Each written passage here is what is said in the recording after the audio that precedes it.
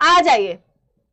माता का आंचल, जब सब बोल ही रहे हैं माता का आंचल, सबको माता का आंचल इतना प्यारा लगता है, तो चलो आ जाओ।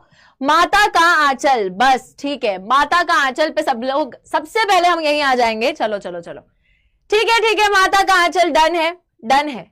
चलिए बच्चों स्टार्ट कर रहे हैं, और यहां पर लाइक्स 200 क्रॉस हो जाने चाहिए फटाक से, और सभी दोस्तों को लेकर क्लास में फटाफट से आ जाइए। और नहीं माता का आंचल जो है इसको पढ़ने के लिए हम लोग आ गए हैं। सबसे पहले यहां पर देखिए, कथाकार यानी कि जो कहानी लिख रहे हैं उनका नाम है तारकेश्वर, है नहीं?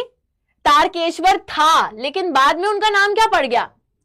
आपको ये बताना है मुझे कमेंट्स के अंदर, लाइव चैट में, कि हमारे जो कथाकार हैं इनका नाम था तो तारकेश्वर, लेकिन बाद में इनका नाम चेंज हो गया, इन्होंने नाम अपना बदल लिया। ठीक है, तो वो नाम मेरे को लिखकर जरूर बताइएगा। चलिए देखिए, पिता अपने साथ ही उसे सुलाते, सुबह उठाते और नहलाते थे। वह पूजा के समय उसे अपने पास बिठाकर शंकर जी जैसे तिलक लगाते, जो कि लेखक को खुशी देता था। तो ये जो बच्चा है ना, बेसिकली इसका जो बचपन है ज्यादातर अपने पिता के साथ बीता है, अपने पापा के साथ बीता है। पिता ही इसकी देखरेख करते थे, सुलाते भी थे, उठाते भी थे, नहलाते भी थे। पूजा के समय जैसे जो भभूति होती है ना, राख जैसा जो तिलक होता है, वो लगा देते थे इस बच्चे को।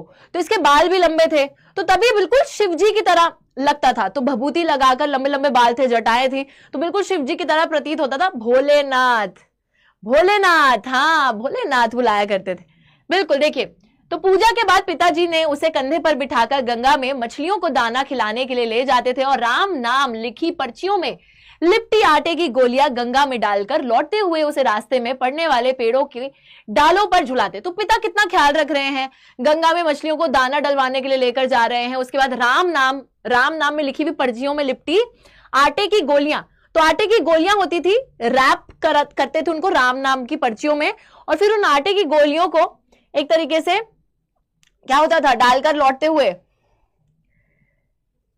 गोलियां गंगा में डालकर, तो ये गोलियां भी गंगा में डाल दी जाती थी, और लौटते समय रास्ते में जो पेड़ आते थे उनकी डाली पर बच्चे को झूला भी झुलाते थे। चलो जी, घर आकर बाबूजी उन्हें चौकी पर बिठाकर अपने हाथों से खाना खिलाया करते थे। मना करने पर उनकी मां बड़े प्यार से तोता, मैना, कबूतर, हंस, मोर आदि के बनावटी नाम से टुकड़े बनाकर उन्हें खिलाती थी। तो जब उनके पिता उन्हें खाना खिलाते थे तो मां को लगता था कि यार ये पिता कैसे खाना खिला रहे हैं, गलत खाना खिला रहे हैं। तो मां ना खाना छीन लेती थी पिता के हाथ से, और मां फिर जैसे वो नहीं होता कि तितली आ रही है, पंछी आ रहा है, चलो आ करो आ, जैसे आपके बचपन में भी आपने देखा होगा कि आपके पेरेंट्स ऐसे ही आपको खाना खिलाते हैं, और मम्मियां तो स्पेशली ऐसे ही खाना खिलाती है, क्या करो आप, पिजन आ रही है, मोर आ रहा है, कबूतर आ रहा है। तो ऐसे बच्चा जब आ करके बैठता है तो उसको ऐसे ऐसे पंछी की तरह दिखाते हैं, और फिर जैसे ही वो खा लेता है फिर, ठीक है। तो इसी तरीके से माँ जो है उस बच्चे को खाना खिलाया करती थी। खाना खाकर बाहर जाते हुए माँ उसे झपटकर पकड़ लेती थी, और रोते रहने के बाद भी बालों में तेल डाल कंघी कर देती थी। तो अगर वो बच्चा रोता भी था तब भी माँ जो है बालों में तेल डाल के उसकी कंघी कर देती थी। बच्चा रोता रहे कोई नहीं, तेल डालना ज्यादा जरूरी है। कुर्ता टोपी पहनाकर, चोटी गूंथकर फूलदार लट्टू लगा देती थी। लेखक रोते रोते बाबूजी की गोद में बाहर आते ही वे बालकों के झुंड के साथ मौज मस्ती में डूब जाते थे। वे चबूतरे पर बैठकर तमाशे और नाटक किया करते थे। तो चबूतरे पर बैठ के ये तमाशे नाटक भी होते थे, दोस्तों के साथ ही मिठाइयों की दुकान लगाया करते थे। घरौंदे के खेल में खाने वाले पंक्ति में आखिरी में चुपके से बैठ जाने पर जब लोगों को खाने से पहले ही उठा दिया जाता था तो वे पूछते थे कि भोजन फिर कब मिलेगा। तो घर घर खेलते थे, ठीक है, ये सारी चीजें, ठीक है। तो बच्चों सारी चीजें ये जो है होती रहती थी। उसके बाद हम लोग देखते हैं, तो वह पूछते कि भोजन फिर कब मिलेगा। किसी दूल्हे के आगे चलती पालकी देखते ही जोर जोर से चिल्लाने लगते। तो मस्ती मजाक हो रहा है, सारे दोस्त कर रहे हैं। अभी देखो मस्ती मजाक और भी आगे बढ़ता जाएगा। देखो तो यहां पर क्या होता है, देखिए एक बार रास्ते में आते हुए लड़कों की टोली ने मूसिन तिवारी को बुढ़वा बेईमान कहकर चिढ़ा दिया। तो बच्चे हैं, अब बच्चों ने, एक ही आदमी था मूसन तिवारी, इसको जो है बुढ़वा बेईमान कहकर ऐसे छेड़ दिया, लेकिन उन्हें यह मजाक अच्छा नहीं लगा। तो मूसन तिवारी ने उनको खूब खदेड़ा, मतलब उनके पीछे भागने लग गए मूसन तिवारी बच्चों को पकड़ने के लिए। अब देखो जब वे लोग भाग गए तो मूसन तिवारी पाठशाला पहुंच गए और अध्यापक ने लेखक की खूब पिटाई करी। यह सुनकर पिताजी पाठशाला दौड़े आए। अध्यापक से विनती कर पिताजी उन्हें घर ले आए और फिर वह रोना धोना भूलकर अपनी मित्र मंडली के साथ हो गए। अब मूसन तिवारी क्या करते हैं, इन बच्चों को छोड़ते नहीं हैं। इनके ना अध्यापक स्कूल पहुंच जाते हैं, वहां पे कंप्लेंट करते हैं कि ये बच्चे देखो कितने बदतमीज हैं, ये मुझे ऐसे छेड़ रहे हैं, चिढ़ा रहे हैं।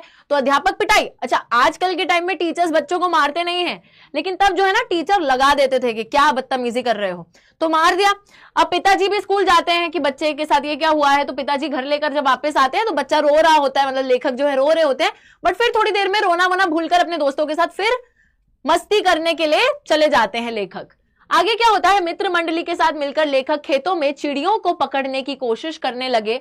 चिड़ियों के उड़ जाने पर जब एक टीले पर आगे बढ़कर चूहे के बिल में उसने आसपास का भरा पानी डाला तो उसमें से एक सांप निकल आया। अब ये लोग क्या है, मित्र मंडली पूरे फ्रेंड ग्रुप के साथ मिलकर लेखक जो है खेतों में चिड़ियों को पकड़ने की कोशिश कर रहे हैं कि चिड़िया पकड़ लें हम लोग। लेकिन जब चिड़िया उड़ती जा रही हैं तो उन्होंने आगे बढ़कर देखा, उन्हें लगा कि एक बिल है, शायद ये चूहे का बिल है, यहाँ पे चूहा रहता है। तो उन लोगों ने ना ऐसी मजाक मस्ती करने के लिए उस चूहे के बिल में पानी डाला। लेकिन जब वो चूहे के बिल में पानी डालते हैं तो वो बिल जो है चूहा का नहीं था, वो एक सांप का बिल था। और उस बिल में से चूहा नहीं बल्कि सांप निकल आता है। और ये बच्चे जो है ना, इनकी यहीं पे मस्ती खत्म हो जाती है, क्योंकि बड़ी अभी तक मस्ती कर रहे थे, बट अब सांप जब निकल आया तो ये जो है सारे के सारे डर जाते हैं। तो डर के मारे लुढ़क कर गिरते पड़ते हुए लेखक लहूलुहान स्थिति, लहूलुहान का मतलब है गिर पड़ गए, खून वून आ गया। लहूलुहान स्थिति में जब वो घर पहुंचे तो सामने पिता बैठे थे, परंतु पिता के साथ ज्यादा वक्त बिताने के बावजूद भी लेखक को अंदर जाकर मां से लिपटने में अधिक सुरक्षा महसूस हुई। मां ने घबराते हुए आंचल से उसे उसकी धूल साफ की और हल्दी लगाई। तो बच्चों यहाँ पे बेसिकली ये बताया जा रहा है कि जब वो बच्चा एक ऐसी स्थिति में आता है कि वो सांप से डर जाता है, लहूलुहान हो जाता है और वो अपने घर पहुंचता है, चाहे वो मैक्सिमम टाइम अपने पिता के साथ रहा था, बट फिर भी वो जाकर अपनी मां को चिपक जाता है, मां के आंचल में समा जाता है। क्योंकि कहीं ना कहीं चाहे बच्चा अपने बाप से ज्यादा क्लोज हो भी, बट जब उसको एक प्रोटेक्टिव फील करना होता है और प्रोटेक्शन चाहिए होती है, तो हर कोई अपने मां के आंचल को ज्यादा प्रोटेक्टिव मानता है। तो एंड में वही बताया गया कि बच्चा जो है मां को जाके चिपक गया, वहां पर उसको ज्यादा प्रोटेक्शन दिख रही थी। यही है पूरी कहानी का, ठीक है, माता का आंचल यही है। ठीक है, सभी को समझ में आया है माता का आंचल हमारा? तो आप लोग भी ऐसे करते हो? आप लोग अपनी मम्मी से ज्यादा क्लोज हो या पापा से? किसके आंचल में जाके छुपते हैं? डर जाते हैं तो लगता है ना मम्मी ही बचाएंगी, अब तो सब मम्मी के पास ही जाके छुपते हैं, ये बात पक्की है, राइट? चलो चलो चलो, चलिए चलिए चलिए चलिए, ऑल राइट। तो यहां पर बच्चों माता का आंचल हमारा चैप्टर होता है कंप्लीट, और अब हम चलने वाले हैं अपने अगले चैप्टर पर। नहीं